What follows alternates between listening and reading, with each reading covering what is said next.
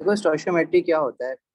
जब भी हम कोई केमिकल इक्वेशन लिखते हैं, जैसे for example we have a reaction where nitrogen gas reacts with hydrogen gas का formula H2, nitrogen gas is N2 to produce ammonia gas.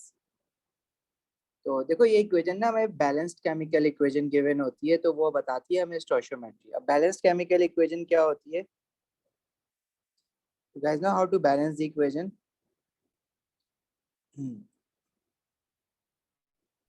Yes sir.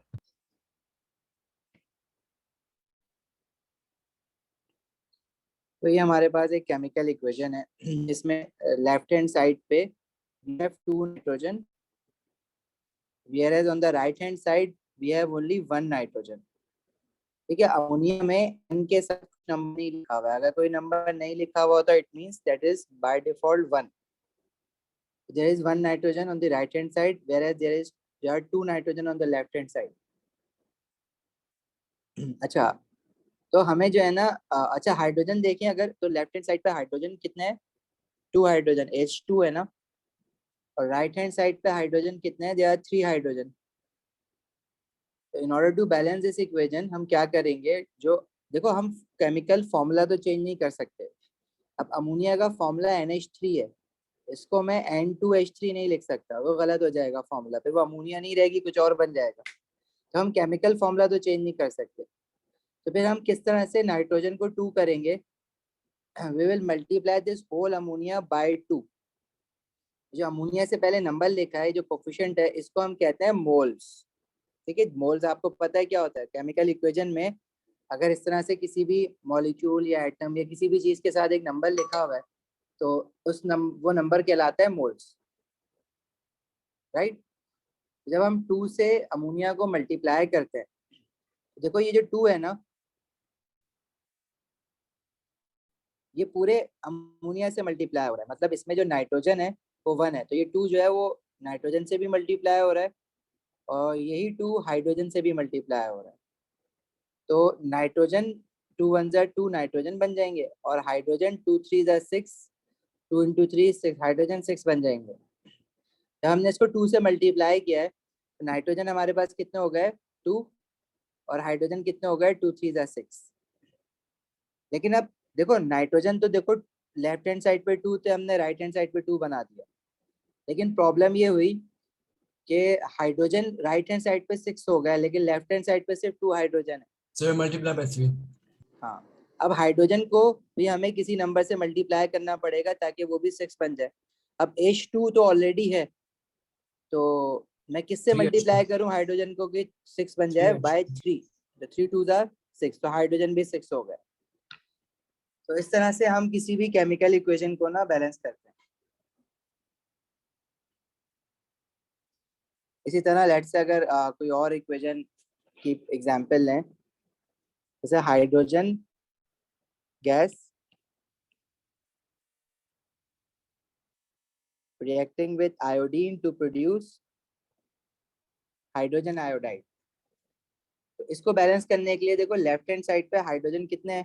There are 2 hydrogen on the left hand side, whereas iodine कितने हैं left hand side पे? 2 iodine on the left hand side. Right hand side पे hydrogen अभी 1 है और iodine भी 1 है। इन दोनों को 2 बनाने के लिए हम पूरे हाइड्रोजन आयोडाइड को, जो HI है, उसको 2 से मल्टीप्लाई कर देंगे, तो हाइड्रोजन 2 बन जाएगा और आयोडीन भी 2 बन जाएगा।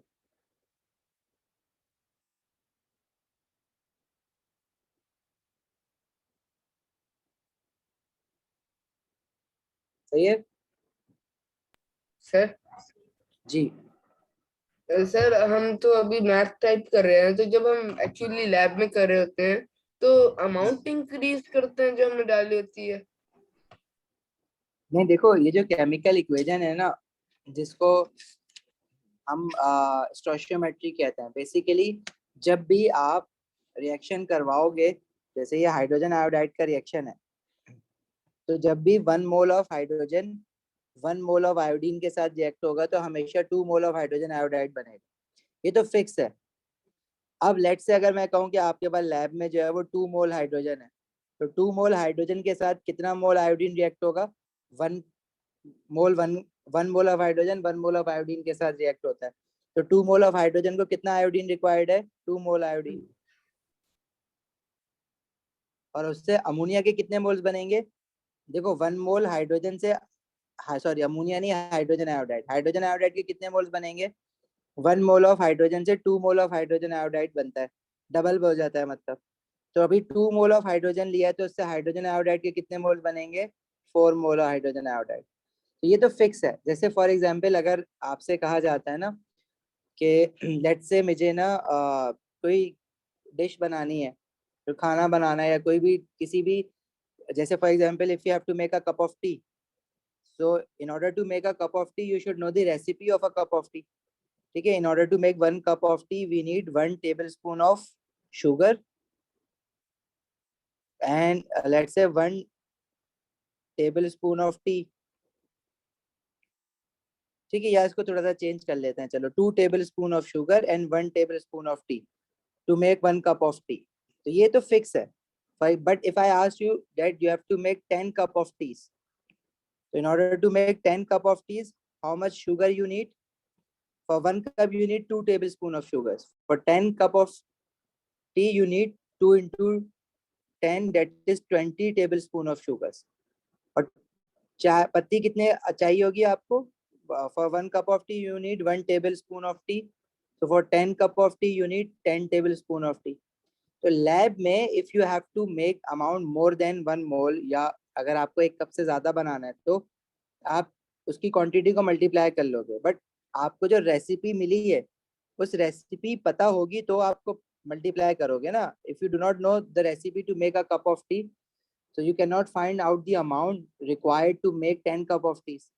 Similarly, if any chemical reaction is given, तो chemical reaction में जो ये जो coefficients होते हैं ना, these are moles. Basically this chemical reaction is a recipe. If you want to make hydrogen iodide, so for making 2 mole of hydrogen iodide you need 1 mole of hydrogen and 1 mole of iodine. This is the recipe. But if you need to make, let's say, 3 mole of hydrogen iodide, it means you need 3 mole of hydrogen and 3 mole of iodine. समझ आई बात? तो chemical equation में जो moles है ना वो fix रहते हैं। यूजिंग दीज मोल्स, जिसको मैं रेसिपी कह रहा हूँ ना, उसको केमिस्ट्री स्टोइचियोमेट्री कहती है। Chemistry calls it stoichiometry. ठीक है, समझ आई बात? जी सर।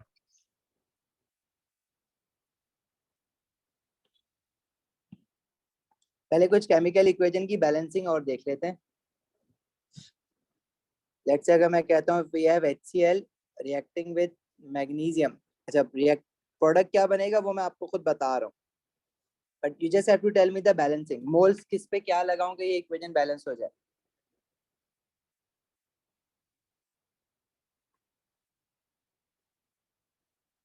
सर HCl के पीछे 2। HCl के पीछे 2। 2। देखो हाइड्रोजन लेफ्ट हैंड साइड पे कितने है? 1 है। और क्लोरीन कितने हैं लेफ्ट हैंड साइड पे? 1 है। मैग्नीशियम कितने हैं लेफ्ट हैंड साइड पे? 1। राइट हैंड साइड पे हाइड्रोजन कितने हैं? या H2 है ना। क्लोरीन जो है वो भी 2 है, और मैग्नीशियम जो है वो 1 है। तो देखो in order to make hydrogen 2 on the left hand side, अब मैं हाइड्रोजन को अकेले को मल्टीप्लाई बाय 2 नहीं कर सकता, मुझे पूरे HCl को मल्टीप्लाई बाय 2 करना पड़ेगा। जब मैं पूरे HCl को मल्टीप्लाई बाय 2 करूंगा तो हाइड्रोजन जो है वो 2 हो जाएंगे और क्लोरीन भी साथ में 2 हो जाएंगे ना। अब राइट हैंड साइड पे भी क्लोरीन 2 ही है, तो ये तो अच्छी बात हो गई, तो दोनों हाइड्रोजन और क्लोरीन बैलेंस्ड हो गए। अब मैग्नीशियम लेफ्ट और राइट दोनों पे 1 1 है, तो now this equation is balanced. सही, चलो एक और इक्वेशन देता हूँ जरा, करो।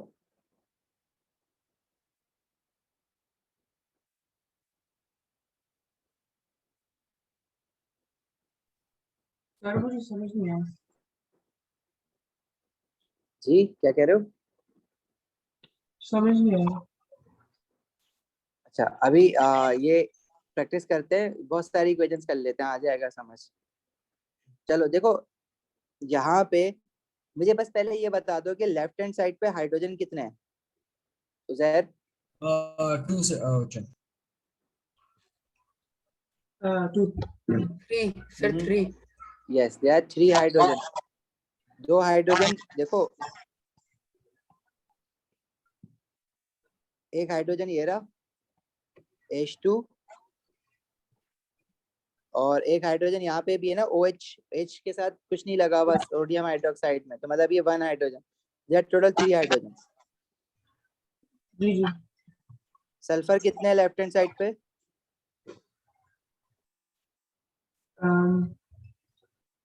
1. ऑक्सीजन कितने हैं? 2. ऑक्सीजन देखो गौर से कितने हैं? 2 है. अच्छा, 4. 4 ये रहे, और एक इधर भी है ना NaOH के साथ। जी. टोटल कितने हुए? 1 2 3 4 ही है. 5. नहीं देखो, H2SO4 में दिया 4 ऑक्सीजन एटम्स, और जी. NaOH में देयर इज 1 ऑक्सीजन, तो टोटल ऑक्सीजन 4 + 1 हुए ना? Yeah. कितने हुए? 5. 5। और सोडियम कितने हुए? Sodium 1. Sodium. सोडियम 1 ही है, सोडियम के साथ कुछ नंबर नहीं लिखा, मतलब 1 है। जी जी. अब राइट हैंड साइड पे, इक्वेशन की राइट हैंड साइड पे बताओ हाइड्रोजन कितने हैं?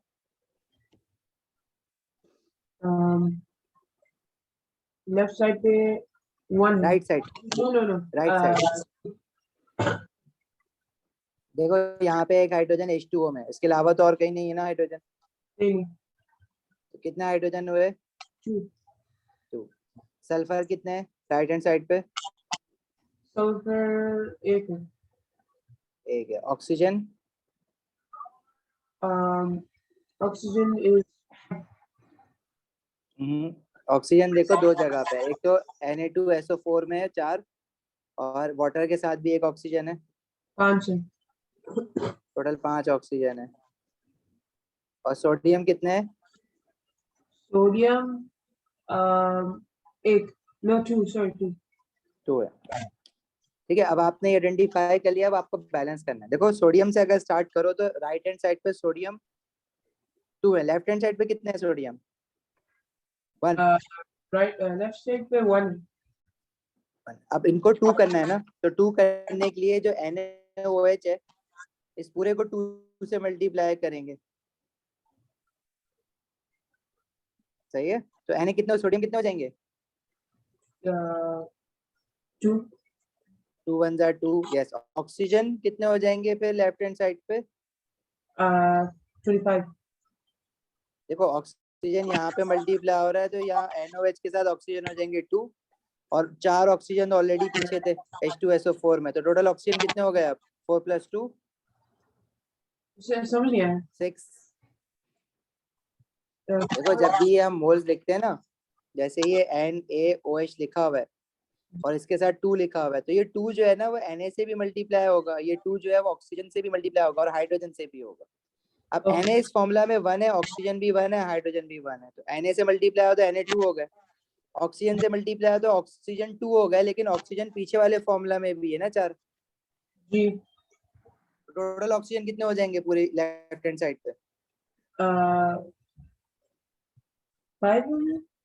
अच्छा नहीं, 2 से मल्टीप्लाई करेंगे 6 होंगे. 2 तो यहाँ से हो गए, अब 4 यहाँ पे, तो 6 हो गए। अच्छा हाइड्रोजन कितने हो जाएंगे जब 2 से इसको मल्टीप्लाई किया? तो 2 हाइड्रोजन तो यहाँ पे आ गए, और पीछे हाइड्रोजन कितने हैं? 4 हो जाएंगे. 4 हो गए। ठीक है।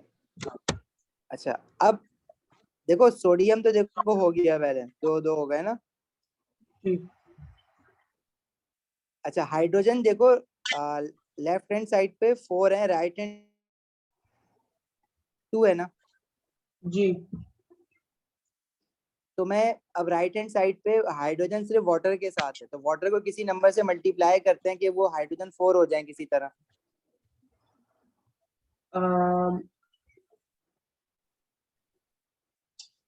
जो हाइड्रोजन का हाइड्रोजन 2 है ना, मैं यहाँ पे क्या नंबर लिखूं कि जब वो वाटर H2 से मल्टीप्लाई हो 2 से तो वो 4 हो जाए? आप एक्सप्लेन कर दीजिए. 2 लिखेंगे ना, जब ये 2 से मल्टीप्लाई होगा हाइड्रोजन कितने हो जाएंगे? हाँ तो वो 4 हो जाएंगे। ठीक है, और ऑक्सीजन कितने हो जाएंगे फिर राइट हैंड साइड पे? ऑक्सीजन के 2 से मल्टीप्लाई करना है, Na से शुरू की। हाँ, तो यहाँ पे 2 1 जा कितने हो गए 2, और ऑक्सीजन पीछे वाले फॉर्मूले में भी है ना 4 यहाँ पर है, तो टोटल ऑक्सीजन कितने हो गए 6। अब देखो सारी चीजें इक्वल हो गई हैं, लेफ्ट हैंड साइड पे हाइड्रोजन 4 हो गए, राइट हैंड साइड पे भी 4 है, 4 4। सल्फर लेफ्ट हैंड साइड पे 1 है, राइट हैंड साइड पे भी 1 है। ऑक्सीजन लेफ्ट हैंड साइड पे 6 है, राइट हैंड साइड पे भी 6 है। सोडियम लेफ्ट हैंड साइड पे 2 है, राइट हैंड साइड पे भी 2 है। सर आपने तो 2 से मल्टीप्लाई किया ना?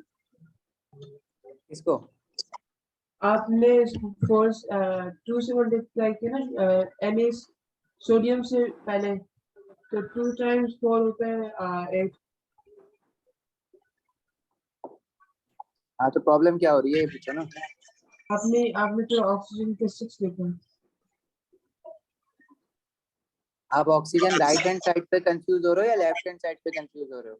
राइट। राइट पे वाटर को 2 से मल्टीप्लाई किया ना, तो उसमें ऑक्सीजन देखो वाटर के फॉर्मूला में ऑक्सीजन जो होते हैं वो 1 थे ऑलरेडी, तो आपने उसको 2 से मल्टीप्लाई किया तो ऑक्सीजन 1 2 जा 2 हो गए। पीछे वाले फॉर्मूला में भी तो 4 ऑक्सीजन है ना, तो टोटल राइट हैंड साइड पे ऑक्सीजन 6 हो गए ना। समझ आ गया। सही। Yes sir. अच्छा, अब देखो बैलेंसिंग केमिकल इक्वेशन की हमें ना इतनी जरूरत पड़ती नहीं है। इनफैक्ट मोल्स में भी ना इक्वेशन जब भी देता है वो, तो 98% केसेस में जो है ना वो बैलेंस केमिकल इक्वेशन मिलती है ऑलरेडी। लेकिन obviously balancing of a chemical equation हम लोग आहिस्ता आहिस्ता सीख भी जाएंगे केमिस्ट्री पढ़ते पढ़ते, तो वो इतना मसला नहीं है। बस आपको, अच्छा इसका ना कोई ऐसी टेक्निक नहीं है केमिकल इक्वेशन, मतलब कुछ रिएक्शंस ऐसे होते हैं जिनकी हमारे पास टेक्निक होती है कि हम उसको फौरन बैलेंस कर देते हैं, लेकिन हर इक्वेशन की ना कोई टेक्निक नहीं है कि मैं कुछ ट्रिक बता दूं आपको बैलेंस हो जाए। इसके लिए आपको ट्रायल एंड एरर ही करना पड़ता है, मतलब देखना पड़ता है, कुछ समझना पड़ता है और कर करके देखनी पड़ती है ये।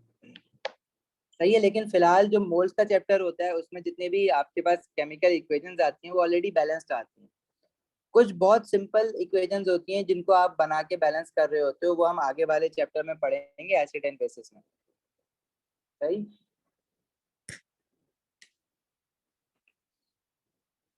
अच्छा चलो स्टोइशियोमेट्री पे वापस आते हैं।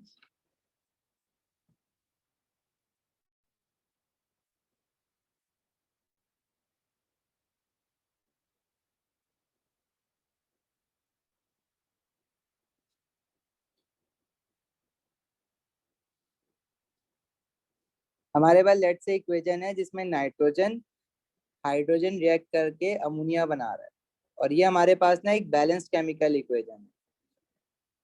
अच्छा, नाइट्रोजन के साथ देखो कोई नंबर नहीं लिखा हुआ, इट मींस कि वो 1 है, 1 मोल। अगर कुछ नंबर नहीं लिखा हुआ होता केमिकल इक्वेशन में तो वो बाय डिफॉल्ट 1 होता है।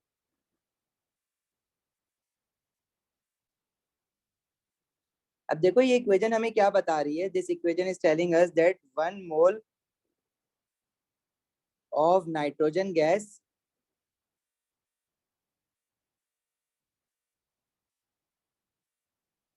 इज रिएक्टिंग विथ, या इसको थोड़ा छोटा कर देते हैं,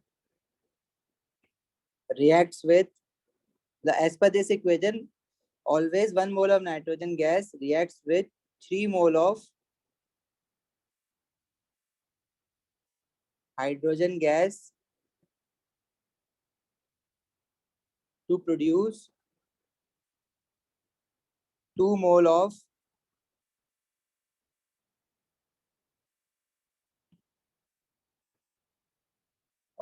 ammonia gas.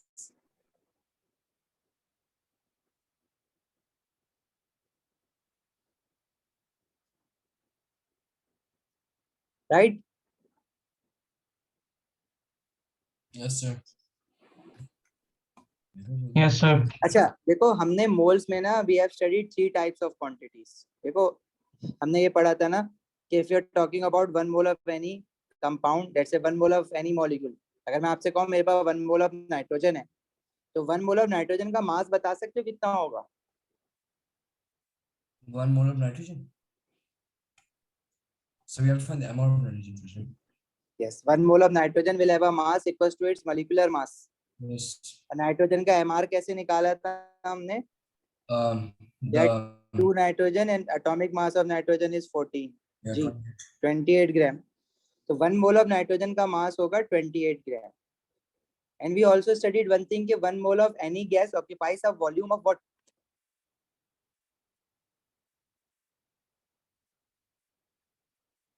हमने ये पढ़ा था ना कि 1 mole of गैस जो होती है वो कितना वॉल्यूम ऑक्यूपाई करती है at room temperature and pressure?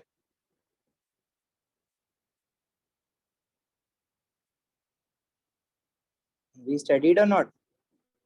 no, sir, I don't think so. Room temperature, I don't think so. Okay चलो मैं बता देता हूँ. देखो हमने दो चीजें ये देखी थी कि अगर मेरे पास 1 मोल का कोई भी एटम है, जैसे 1 मोल ऑफ सोडियम एटम्स है, तो 1 मोल ऑफ सोडियम एटम है 6 एक्सपोनेंट 23 सोडियम एटम्स, और उनका जो टोटल मास होता है that is equals to 23 gram, which is the relative atomic mass of sodium. Yes, sir, it is. But if you're talking about molecules, then 1 mole of, let's say, nitrogen molecules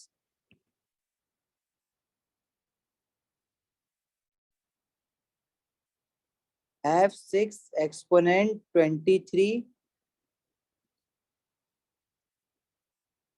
nitrogen molecules, and the combined total mass of this much number of nitrogen molecule would be equal to the molecular mass of nitrogen, जो कि 28 ग्राम आता है. इसको हम कहते हैं MR. सही है? Yes, sir. देखो 1 मोल की चाहे कोई भी गैस हो ना, उसका जो वॉल्यूम होता है वो होता है 24 decimetre cube at room temperature and pressure. Room temperature and pressure से क्या मतलब है? So we always find it in DN cube or also in CN cube? Both. We should know the conversion between both. Yeah, we divide by room 1000. Temperature and pressure हम कहते हैं RTP. ठीक है, RTP short form में कहते हैं room temperature and pressure को. मतलब जब टेम्परेचर हमारे पास अराउंड 25 डिग्री सेल्सियस हो और प्रेशर 1 एटमॉस्फेयर हो, तो this is known as room temperature and pressure.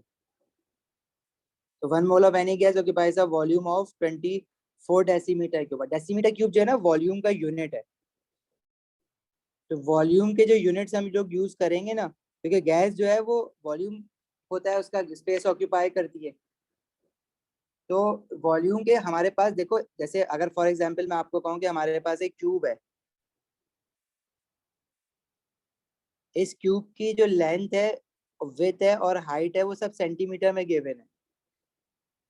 जैसे 2 सेंटीमीटर, 2 सेंटीमीटर और 2 सेंटीमीटर. तो इसका वॉल्यूम कैसे निकालते हो आप लोग? फॉर्मूला क्या होता है क्यूब का वॉल्यूम निकालने का? Length times width times height. Yes, length into width into height.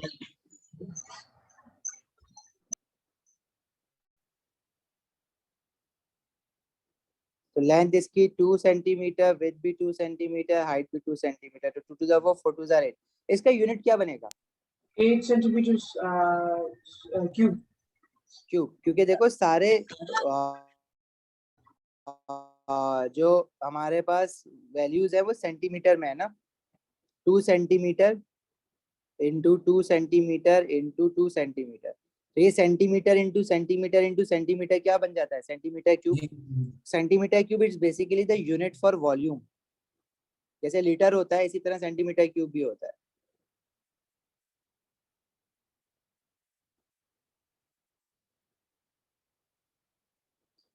सही है. अच्छा, एक कन्वर्जन आपको ये याद रखनी है कि जब भी आपके पास, देखो डेसीमीटर क्यूब भी ना वॉल्यूम का यूनिट है. जैसे अगर हम कहना कि हमारे पास जैसे 1 मीटर होता है, तो 1 मीटर में वी हैव 10 डेसीमीटर. और इसी तरह डेसीमीटर से छोटा यूनिट क्या होता है? Centimetre. And 1 decimetre also have 10 centimetre. मतलब ये जो डेसीमीटर है, 1 decimetre is basically equals to 10 centimetre. अगर मुझे इन यूनिट्स को वॉल्यूम में कन्वर्ट करना है तो मैं इनको क्यूब कर दूंगा, सबको वॉल्यूम में कन्वर्ट हो जाएगा। तो 1 डेसीमीटर क्यूब कितने सेंटीमीटर क्यूब के बराबर बन जाएगा? 10 into 10 into 10 that is 1000 centimetre cube. तो ये कन्वर्जन आपको एक याद रखनी है।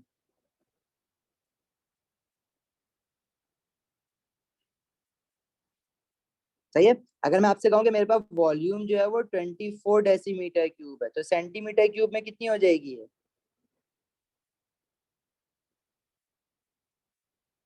भाई 1 डेसीमीटर क्यूब में 1000 सेंटीमीटर क्यूब है, तो 24 डेसीमीटर क्यूब कितने सेंटीमीटर क्यूब के बराबर होगा? 24,000 24 into 1000 that is 24,000 centimetre cube. मतलब क्वांटिटी इक्वल है, लेकिन मीटर क्यूब डेसीमीटर क्यूब को अगर आपने सेंटीमीटर क्यूब में लिखना है तो आप उसको मल्टीप्लाई बाय 1000 करोगे। And sir, if it's the opposite, we divide by 1000. Yes. For example, if you have a volume of 8 decimetre cube, तो इसको सेंटीमीटर क्यूब में कैसे कन्वर्ट करोगे? मल्टीप्लाइड बाय 1000, ये हो जाएगा 8000 centimetre cube. But if you want to convert 8000 centimetre cube back to decimetre cube, you will divide it by 1000। ये convert हो जाएगा डेसीमीटर क्यूब में। 8000 divide by 1000 is 8 decimetre cube. समझ आई सबको ये बात? Yes, sir. Yes, sir. Danyal, Mishal, Zainab, Jimal, Ariha, Nafe, Ali. जी सर। ओके, ये मैं आगे कर दूं, लिखिए आप सबने। Yes, sir.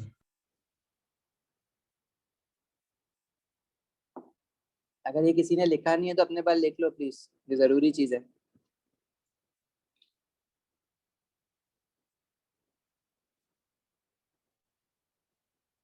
चलें आगे बढ़े। जी sir. Okay, Yes.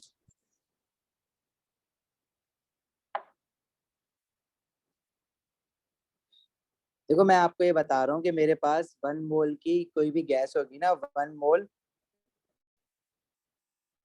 Of any gas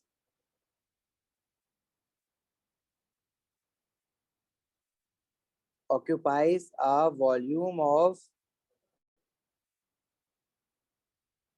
24 decimetre cube at RTP।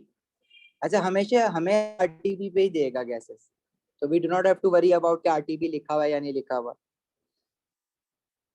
अगर मैं यही वॉल्यूम सेंटीमीटर क्यूब में पूछूं, 1 mole of any gas occupies a volume of, तो वो फिर कितने सेंटीमीटर क्यूब के बराबर हो जाएगी? 24,000 सेंटीमीटर क्यूब।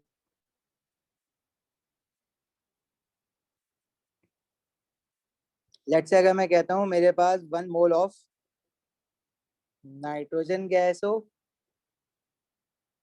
या फिर 1 mole of carbon dioxide gas हो,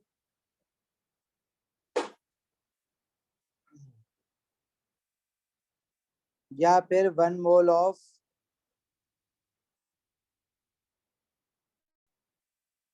अमोनिया गैस हो, या फिर 1 mole of sulphur dioxide gas हो, चाहे कोई भी गैस हो, अगर वो गैस 1 मोल है तो इन सबका वॉल्यूम कितना होगा? 24 decimetre cube. Irrespective of the type of gas, if their moles are equal, their volume should always be equal.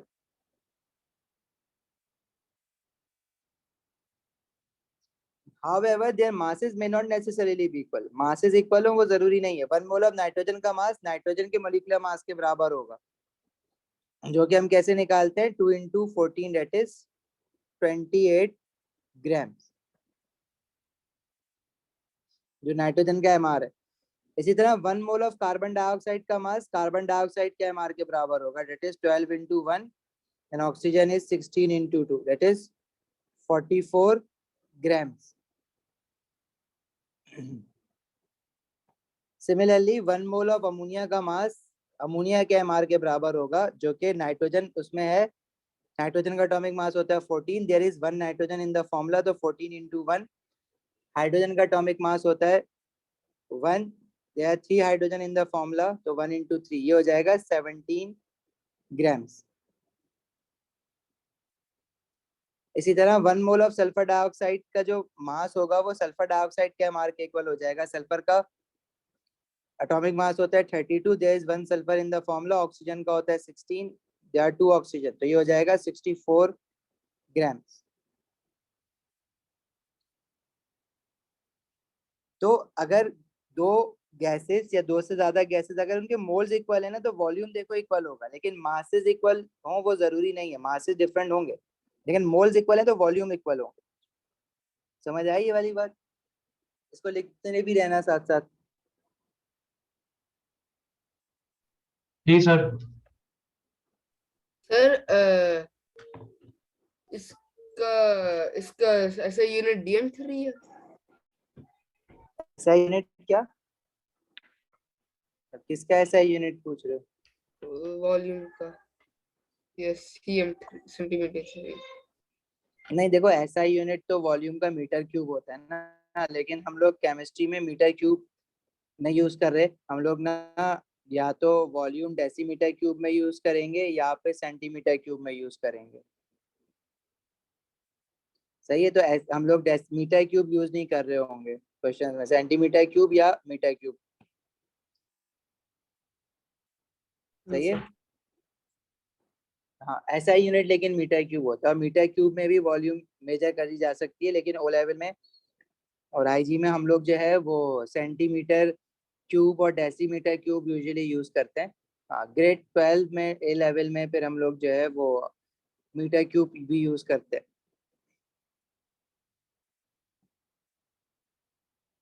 अच्छा, मुझे एक बात बताओ, जब मैंने देखा कि 1 मोल ऑफ नाइट्रोजन का वॉल्यूम 24 डेसीमीटर क्यूब है और मास उसका 28 ग्राम है। अगर मैं आपसे कहूँ कि मेरे पास let's say 2 mole of nitrogen है, तो 2 मोल ऑफ 48 नाइट्रोजन गैस, हाँ, तो मोल्स डबल होंगे तो वॉल्यूम भी डबल हो जाएगा। तो 24 से वो कितना हो जाएगा, 2 into 24, that is 48 decimetre cube. और मास भी डबल हो जाएगा, 28 ग्राम से कितना हो जाएगा, 2 into 28 ग्राम, दैट इज क्या, 56 ग्राम। 56। सही। इसी तरह अगर मैं आपसे कहूँ कि मेरे पास let's say 3 mole of carbon dioxide है, तो 1 मोल ऑफ कार्बन डाइऑक्साइड का मास वॉल्यूम कितना है, 24, तो 3 मोल का कितना हो जाएगा, 3 into 24 decimetre cube, Yeah, I think जो कि 72. बन जाएगा 72 डेसीमीटर क्यूब। इसी तरह उसका 3 मोल ऑफ कार्बन डाइऑक्साइड का मास कितना हो जाएगा, 132 grams। 3 into 44, डेट इज 132 ग्राम। अच्छा, अब जैसे ये सल्फर डाइऑक्साइड लिखा हुआ था ना यहाँ पे, 1 mole of sulphur dioxide gas का जो वॉल्यूम है वो 24 डेसीमीटर क्यूब होता है, उसका मास MR के इक्वल होता है 64। लेकिन अगर अब ये तो हमारे पास फिक्स है ना, ये तो चेंज नहीं होगा कभी भी, क्योंकि मैं 1 मोल के लिए सारी चीजें निकाल सकता हूँ। जो फॉर्मूला होता है वो 1 मोल के लिए होता है, फॉर्मूले से जो मैं मास निकालता हूँ वो 1 मोल का मास हो जाएगा, और 1 मोल की किसी भी गैस का वॉल्यूम 24 होता है, ये तो याद रखनी है चीजें। लेकिन अगर लेट से मैं आपको कहूँ कि मेरे पास 0 बल्कि 2.5 mole of sulphur dioxide gas है, तो उसका वॉल्यूम कितना हो जाएगा, हम क्या करेंगे, 2.1 मोल का 24 है, तो 2.5 का कितना होगा, 2.5 into 24 कितना बना, 60 डेसीमीटर क्यूब। और 2.5 मोल ऑफ सल्फर डाइऑक्साइड का मास कितना हो जाएगा, तो 1 मोल का 64 है, तो 2.5 का कितना होगा, 2.5 into 64, ये कितना हो गया, 160। दिस इज 160 ग्राम। बात Yes, समझ sir. आई ये वाली सबको? Sir, whenever it says calculate 3 moles of, for example, SO2, so first we find 1 mole, then we multiply by 3 if it says 3 moles. हाँ, we already know about 1 mole ना, what Yeah, they but have asked you to find. If if you you have forget they saying have asked you to find the mass of 1 mole of sulfur dioxide, so it is equals to the MR. But if they have asked you find the mass of 3 moles of sulfur dioxide, so you should know the mass of 1 mole, that is MR 64. उसके लिए एक formula भी तो बनाया था ना हमने. Number of moles अगर निकालने हैं मुझे तो मैं क्या करूंगा, मास Mass जो over भी AR. आपको गिवन है divided by AR for atoms. अब sulphur dioxide is a molecule, तो will take MR. Let's say if we have 3 mole of sulfur dioxide, उसका मुझे मास निकालना है. 3 times तो मैं 20. दिस फॉर्मूला इज बेसिकली, इसको शॉर्ट फॉर्म में लेके तो number of moles mass over MR. अभी सल्फर डाइऑक्साइड की बात चल रही है तो सल्फर डाइऑक्साइड का MR निकालना पड़ेगा. तो सल्फर डाइऑक्साइड का फॉर्मूला होता है SO2. Sulphur has an atomic mass of 32 into 1. Oxygen has an atomic mass of 16 into 2. That is 64 ग्राम. तो number of moles mass over MR. Number of moles 3 है, मास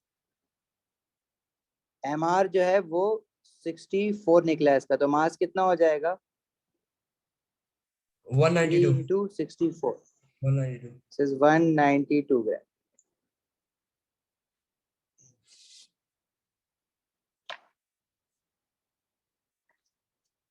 अबे ये सब लिख लो चीजें जल्दी से.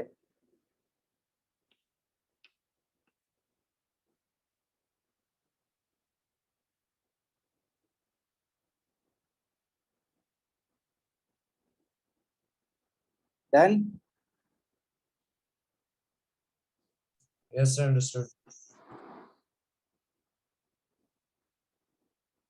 आगे बढ़े. आगे? Okay.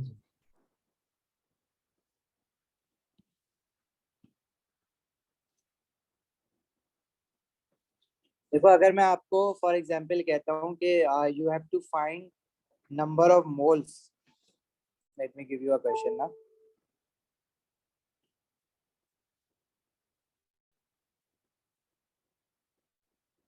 Find moles of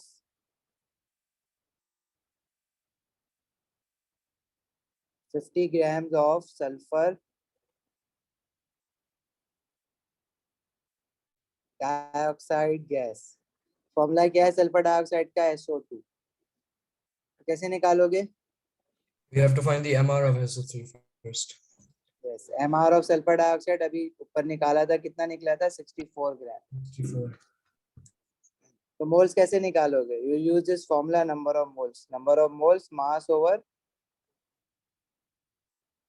MR. तो मोल्स आपको निकालने हैं. मास कितना गिवन है, 50 ग्राम. और मॉलिक्यूलर मास इसका कितना आ रहा है, 64 gram. Molecular mass is the mass of 1 mole. ठीक है, लेकिन अभी हमारे पास जो मास दिया हुआ है वो 64 नहीं है, 64 के अलावा कोई मास दिया हुआ है. तो उसमें कितने मोल्स होंगे, तो divided by MR of sulphur dioxide.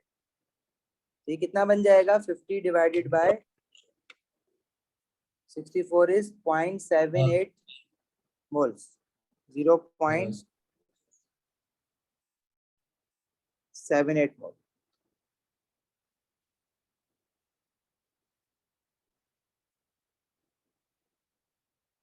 आई बात समझ? Yes, sir.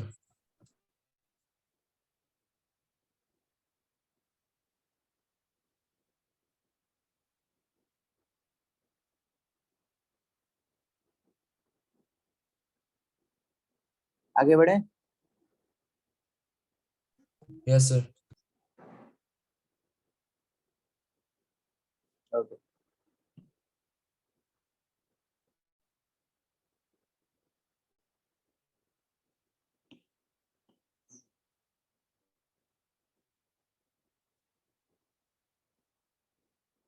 देखो अगर मैं आपसे कह रहा हूँ find out the mass of the following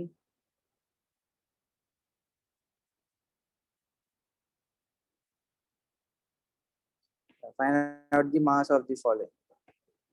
और क्वेश्चन 1 है 0.25 mole of copper element.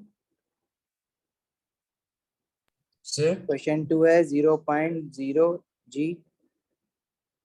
can you tell what's the amount of copper? Copper is element ना, तो atomic form में तो you'll use the AR of copper. Yeah, sorry, what's the AR of copper? It's 64. You can check it from the periodic table ना. Okay.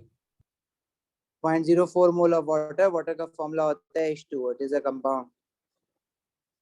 Questions देख लो, homework में करना. Sir, ये homework है? जी. 3 mole of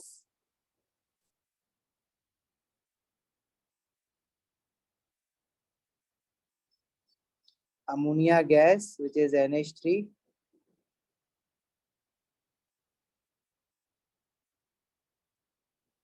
0.5 mole of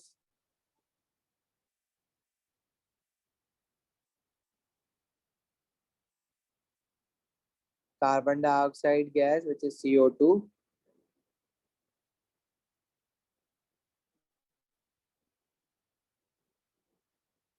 2.3 mole of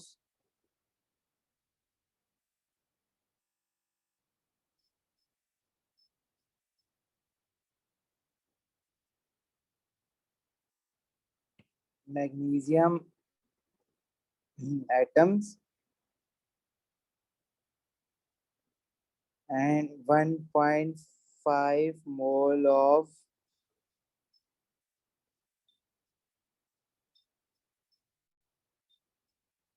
chlorine element, 1.5 mole of chlorine gas. Sir जी. ये 5 और 6 में 5 में है एटम्स, 6 में एलिमेंट, तो इनमें कोई फर्क तो नहीं है ना? नहीं, ये जान के लिखे हैं ऐसे ताकि आपको ये बात पता लग जाए कि फर्क नहीं है. जी सर.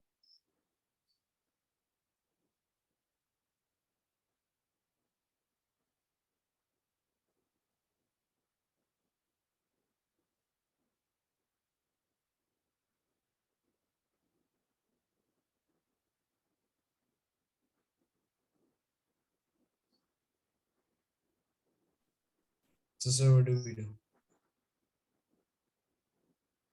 Done. यस. Yes.